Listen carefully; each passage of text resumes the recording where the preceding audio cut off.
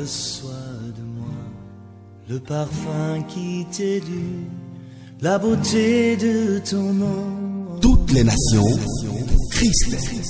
Jésus, je t'aime.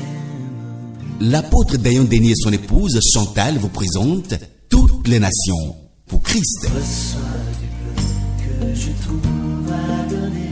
Toutes les nations pour Christ, c'est une émission d'évangélisation et d'enseignement biblique. Pour toute information, appelez le 00229 97 91 58 92 ou le 00229 95 86 03 119. Toutes les nations pour Christ, un programme très alléchant pour votre salut et votre raffermissement en Christ. Avec toutes les nations pour Christ, évangélisons autrement. Soyez bénis. Heureux de vous avoir nombreux à cette émission Toutes les nations pour Christ.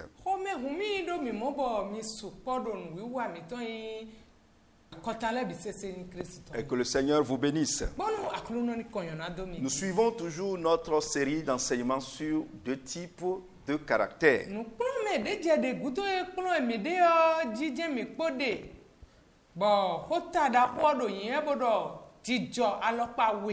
Nous sommes sur les différentes sources de caractère.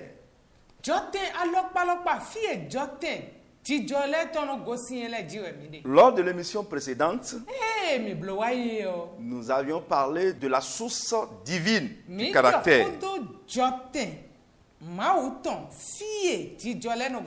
Et nous avions vu qu'au début, c'est Dieu même qui a transmis ses caractères à l'homme.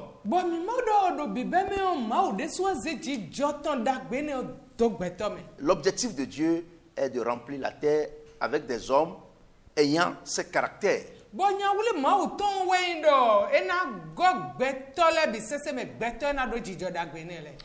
Aujourd'hui, nous aborderons une seconde source du caractère, la source adamique. Nous allons lire Genèse chapitre 5, le verset 3. Adam, âgé de 130 ans, engendra un fils à sa ressemblance, selon son image, et lui donna le nom de Seth. Bien-aimé, lors de l'émission précédente, nous avons vu que Dieu a créé l'homme à son image et à sa ressemblance.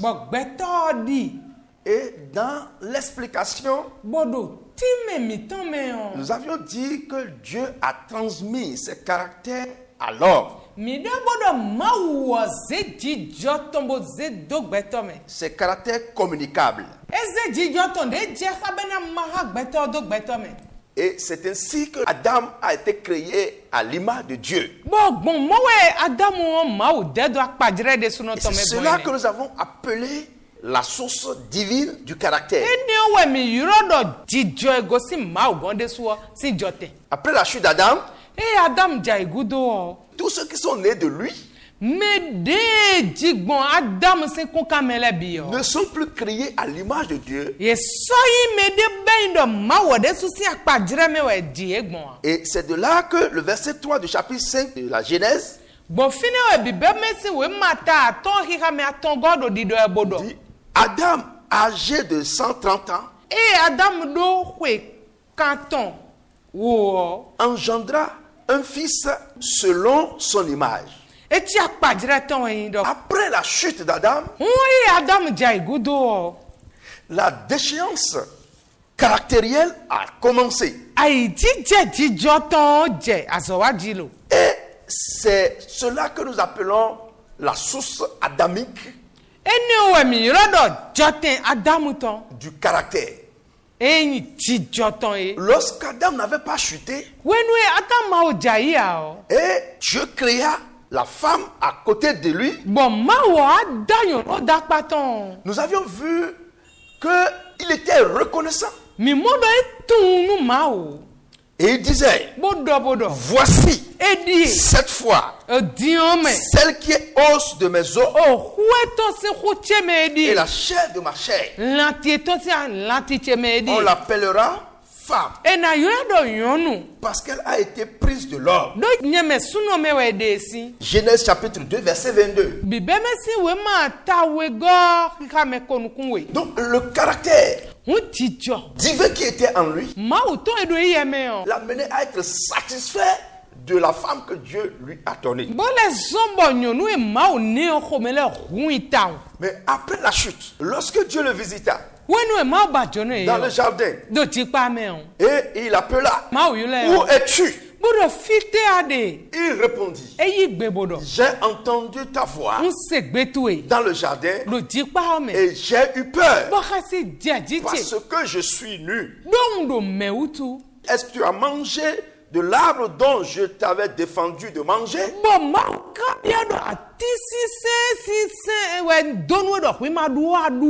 L'homme va répondre à Dieu en disant, la femme que tu as mise auprès de moi m'a donné de l'arbre et j'en ai mangé. Donc Adam, qui était très reconnaissant, qui était satisfait de la femme que Dieu lui a donnée, après la chute, va maintenant dire à Dieu, c'est la femme que tu as mise à côté de moi. Donc ce n'est pas lui qui a fait. Si Dieu n'avait pas mis cette femme, il ne pécherait pas. Voilà la pensée d'Adam. Et de même, ce n'est pas lui qui a fait. C'est la femme qui a fait. Vous voyez, ce cœur reconnaissant est parti. Et maintenant, des cœurs qui cherchent de bouc émissaire a commencé par travailler. Voilà l'origine du mauvais caractère. La chute de l'homme a commencé par créer déjà le mauvais caractère. Et la femme aussi va dire, c'est le serpent qui m'a demandé de le faire. C'est ce qui se passe aujourd'hui dans nos foyers et dans nos églises. Les gens ne veulent pas reconnaître leur tort. Ce mauvais caractère adamique en nous nous pousse à trouver des raisons. Même si nous avons tort, nous cherchons à trouver des raisons. Et c'est ce qui arrive aujourd'hui dans le monde en général. Dieu a donné Jésus-Christ. Et il est mort pour nous, pour nos péchés. Celui qui reconnaît ses péchés vient à Jésus. Jésus le reçoit et il pardonne. Mais beaucoup de personnes pensent toujours avoir raison. Les gens pensent qu'ils sont justes. Les gens pensent qu'ils sont honnêtes. Et ils ne cherchent pas Dieu pour le pardon de leurs péchés. Voilà la source adamique du caractère a commencé par Adam même. Et maintenant ça va commencer par grandir. La prolifération de ce caractère commença à partir d'Adam.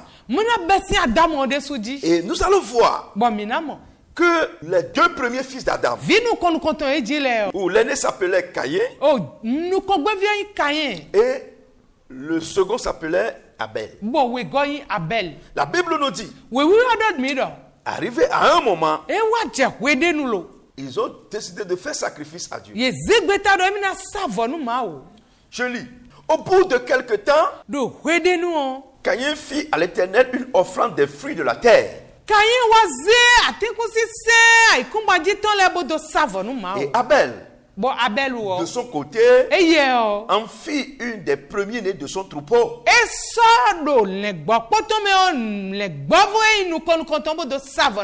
Et de leur graisse. L'Éternel porta un regard favorable sur Abel et sur son offrande. Mais il ne porta pas un regard favorable sur Caïn et son offrande. Caïn fut irrité et son visage fut abattu. Voilà, le mauvais caractère va commencer par s'étendre. Nous avons vu qu'Adam l'a manifesté. L'un de ses fils, Caïn, va aussi le manifester. Les deux avaient de bonnes intentions. La Bible ne nous a pas dit l'origine de cette idée. Mais ce que nous savons ici est que Caïn l'aîné était le premier à faire le sacrifice. Bien aimé dans le Seigneur, nous sommes dans l'erreur aujourd'hui. Beaucoup de personnes pensent qu'ils se sont convertis avant l'autre.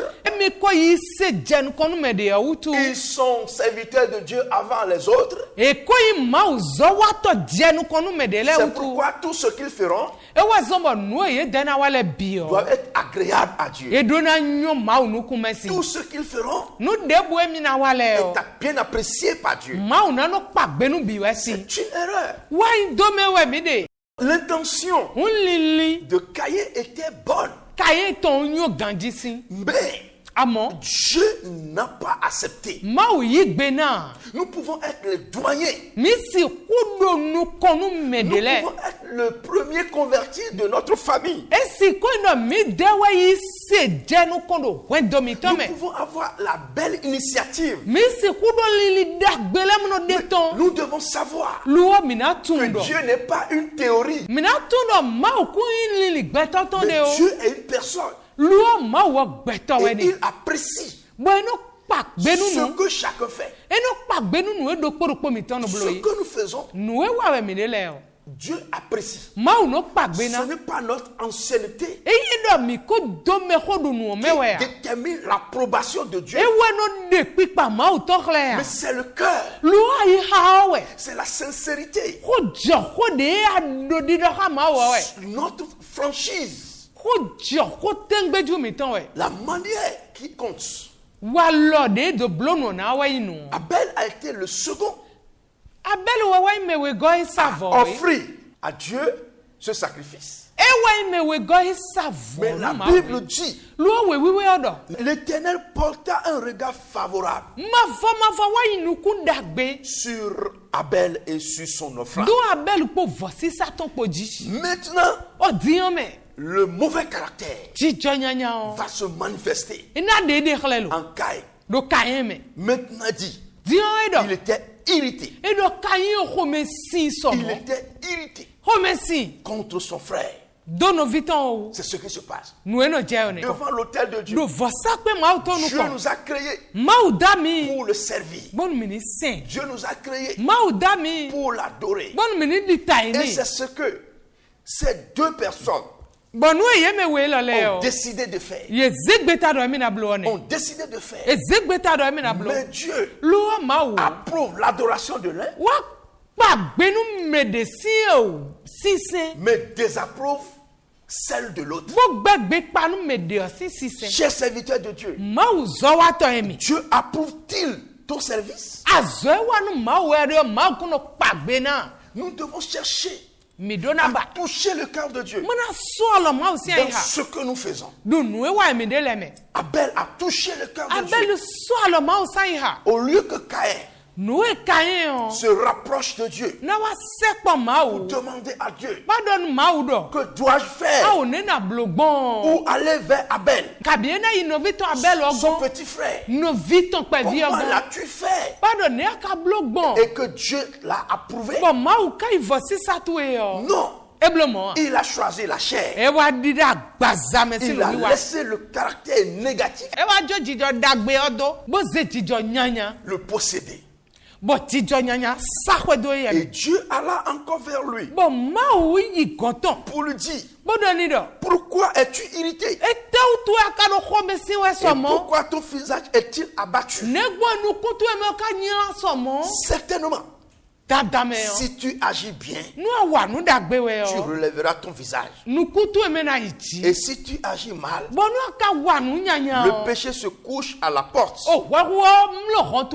Et ses désirs se portent vers toi. Mais toi, domine sur lui. Voyez, Dieu a vu le niveau de ce mauvais caractère dans la vie de Caïn.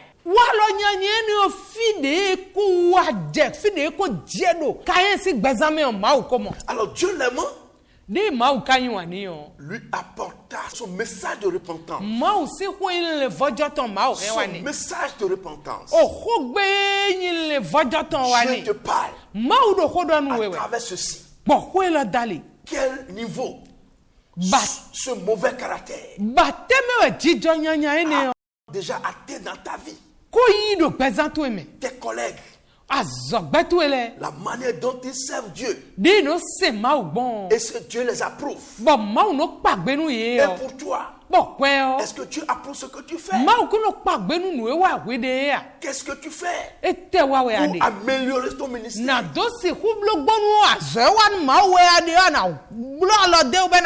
Qu'est-ce que tu fais pour toucher le cœur de Dieu?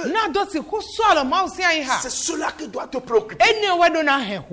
Tout ce que Dieu dit à Caïn ici, c'est le ramener. Mais il n'a pas entendu la voix de Dieu. Ce mauvais caractère qui est en lui l'a poussé loin. On dit cependant, Caïn adressa la parole à son frère Abel. Mais comme ils étaient dans les champs, Caïn se jeta sur son frère Abel et le tua. Voilà ce caractère de source adamique conduit au maître. Conduit au maître. Ce mauvais caractère nous pousse aujourd'hui, pour la cause de Dieu, à détruire les autres, à insulter les autres, à former une équipe pour détruire l'autre. Pour chercher quoi? Pour chercher quoi, mon frère? Pour chercher quoi, ma soeur? Est-ce que Dieu est dans ce groupe que vous avez constitué pour détruire vos prochains devant l'autel de Dieu? Devant l'autel de Dieu. Est-ce que vous pensez un peu que le jour où Jésus reviendra? Est-ce que vous pensez un peu qu'un jour vous mourrez, vous direz quoi à Dieu? De l'irritation. Caïn est arrivé au maître. Il alla plus loin. L'Éternel dit à Caïn: où est ton frère Abel? Il répondit: je ne sais pas. Voilà le mensonge. Tu as tué ton frère. Le Dieu Tout-Puissant, le Créateur de tout, te pose la question. Il dit: je ne sais pas. Le mensonge dans l'église. La Bible même dit que le diable est le père du mensonge. Mais ce mauvais caractère nous a possédés au point où on n'a même plus peur pour mentir. On pense que c'est une valeur. Et Caïn continue. Je ne sais pas. Suis-je le gardien de mon frère? Voyons cette parole d'arrogance à l'égard du Créateur. Suis-je le gardien de mon frère? Les gens ne craignent pas Dieu aujourd'hui. Il n'y a plus la crainte de Dieu. On ne veut même plus entendre la voix de Dieu. Même si Dieu descendait, il vous dit ce que vous faites n'est pas bien. Les gens sont prêts à chasser Dieu même de leur réunion. On n'a plus la crainte de Dieu. On n'a plus de cœur. Caïn dit à Dieu, je ne suis pas le gardien. Je ne suis pas le gardien de mon frère. Est-ce que tu as fait de moi son gardien? Mon frère, crains Dieu. Crains Dieu. Ne laisse pas ce mauvais caractère adamique te dominer, te détruire. Il va t'amener loin de Dieu, proche du diable. Voilà au verset 11. Je lis. Et Dieu dit, qu'as-tu fait? La voix du sang de ton frère crie de la terre jusqu'à moi. Mon frère, ne pense pas que tu sois le plus fort, le plus petit, qui n'a personne. Dieu le voit, Dieu le considère. Caïn a pensé faire quelque chose et qu'il a caché. Mais Dieu dit, la voix du sang de ton frère. Tout ce que vous montez dans l'ombre, à trois, et vous préparez contre quelqu'un, sachez que Dieu vous voit. Sachez que Dieu vous voit. La personne peut ne pas le savoir, mais le grand Dieu vous voit. Il dit, le sang de ton frère crie. Tu as tué des gens par ta bouche. Tu as sali les gens par ta bouche. Tu as détruit la vie des gens par tes ruses. Sache quelque chose. Le Dieu créateur voit ce que tu fais. Alors la sentence de Dieu va tomber. Il dit, maintenant, tu seras maudit de la terre qui a ouvert sa bouche pour recevoir de ta main le sang de ton frère.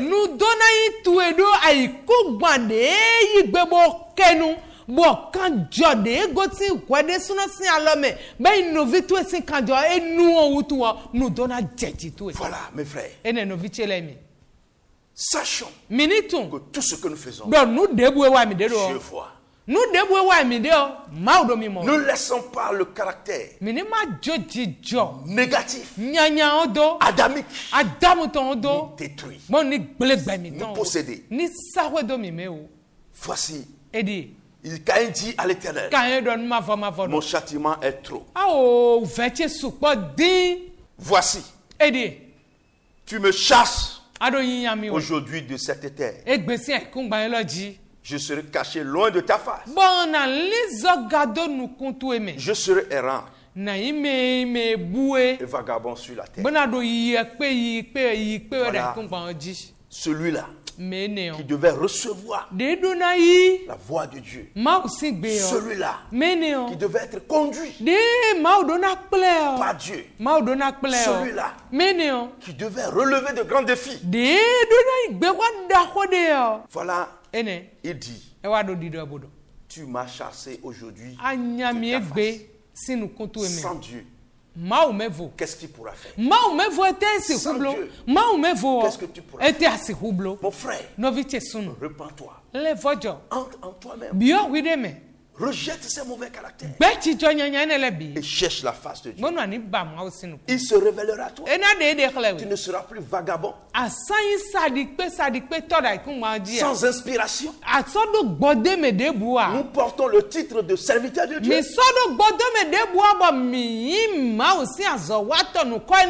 Nous sommes des chrétiens. Nous portons des titres de leader.